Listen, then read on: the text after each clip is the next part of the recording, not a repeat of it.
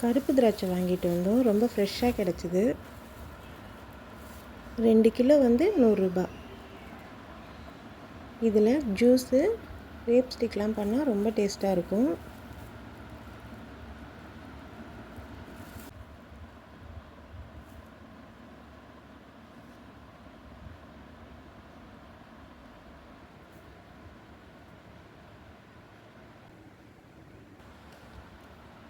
Grapes எல்லாம் ஃப்ரிட்ஜில் store பண்ணி வச்சுட்டு குக்கும்பரில் சால்ட்டும் சில்லி பவுடரும் சேர்த்து சாப்பிட்டோம். ரொம்ப டேஸ்ட்டாக இருக்கும் இது.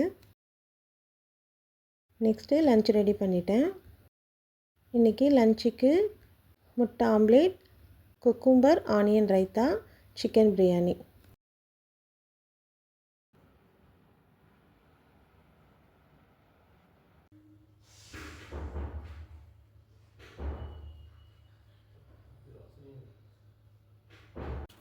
ஈவினிங் சூடாக ஒரு காஃபி குடிச்சிட்டு மோகிட்டும் டியூஷனுக்கு கிளம்பியாச்சு.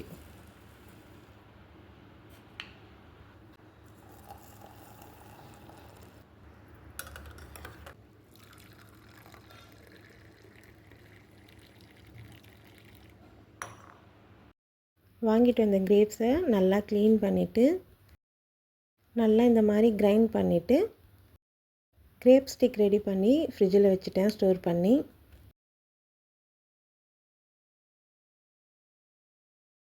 கிரேப் ஸ்டிக் எப்படி வந்திருக்குன்ற வீடியோ நாளைக்கு அட்டாச் பண்ணுறேன்.